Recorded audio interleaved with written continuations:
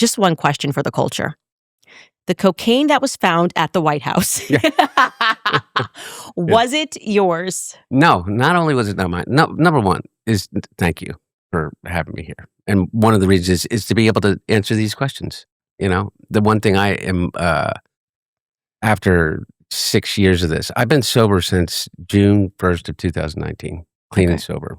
Verifiably so, by the way, and verifiably so by the Bureau of Probation, in which I was drug tested randomly for over the course of 2 years while I went through my trials and things like that. But beyond that is that, directly to your question, I wasn't even there. Not only there, but people have to understand is where that cocaine was found was, the visitor's entrance underneath that is where visitors come in and they come over from the old executive office building staff to go to the Oval or go to the chief of staff's office or to the offices in the West Wing. And it was found in a cubby in right outside of the Situation Room. Mm-hmm. And it's like no possibility, not even remotely, beyond the fact that I wasn't even there. Right. I mean, I spent probably, over the course of 4 years, maybe 25 days at the White House, like 25 nights, 30, if I'm being fair. And so it's just it was an easy, I'm an easy target, and understandably so. Right. I mean, I've been, I think, probably the most famous addict and famous person, through the grace of God, in recovery for 7 years, or close to 7 years, June 1st. So. Yeah, I definitely thought you were on drugs while your father was in the White House. I don't know. Yeah. But I think it might have just also been the timing of the laptop coming out and then people just assuming that you were still on drugs. I don't know. That might have been why in our heads we thought that. I think that it was that they purposely conflated. Yep. So absolutely. Like I echo Candace Owens there. I believe that was the narrative for sure. I also thought that he was on drugs. I thought that he had a lot of issues with hookers as well and whatnot. But this is what was on the news. And so I felt like this was a good topic to talk about because I know Candace Owens was one of the more outspoken people against Hunter Biden. And so when I saw this interview, I figured that I want to have a conversation about it with you guys.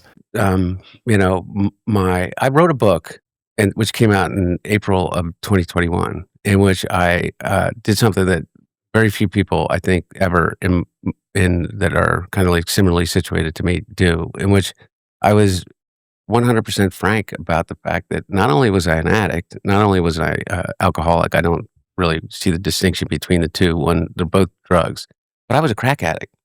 Like I was a degenerate crack addict. I mean, I've heard you call me a crackhead many times, and the truth of the matter is, I was a crackhead. Yeah. And I say that not to shock people because it's really shocking. So I don't there was the rumors of the crack, but then I think the main issue was that he was using his father's influence. At least this is what I heard. He was using his father's influence to get contracts and to get deals and then enriching himself. This is what I heard. But maybe I heard wrong. But I wonder if they're going to address that in this interview. Crack cocaine carries such a stigma to it to begin with. But I say it because I think that there are so many people.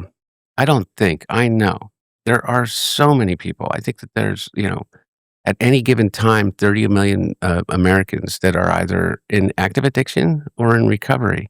There's not a single person that I know that hasn't been impacted by addiction at some level, in some form, personally, or with someone that is 1 degree of separation from them that they love. No one that I know. Least of all me. Yeah, and part of that. So I completely agree with Hunter there. I completely agree with him. Nobody's perfect, and let he, without saying, cast the first stone. I completely agree with him there. Everybody has some skeletons in their closets. However, I don't think that it was just the drugs that were the issue, right? I think it was also that he was doing some deals and using his father's influence. This is what I heard. So really, I want to hear him address that. But I think later on in this live stream, actually later on in this interview, they do talk about the laptop.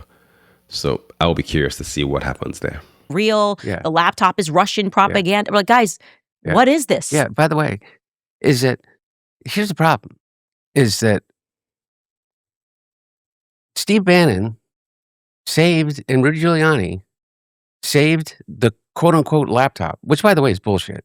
Like, if we can agree on that gaslighting, I will agree on the gaslighting of this. Is that it was never a quote unquote laptop. There was a hard drive of stolen and hacked material, wherever it came from, whether it came from a Delaware repair shop or whether it came, like Lev says, from Dmitry Firtash, who was trying to sell a hard drive of Hunter Biden's in Ukraine, that they were looking for before the laptop repair shop guy was ever the twinkle in the eye. Just go back and look at the record, okay? So here's the thing: is you're absolutely right, and and this is like the freedom of being able to say this. It's like, yeah, they should have let me go out and talk. Yeah, but it was 2 weeks before the campaign, and then then the election was over. Steve Bannon, it goes on and with his buddy Gao, the Chinese billionaire that's now in prison, and that is like a Chinese spy or whatever.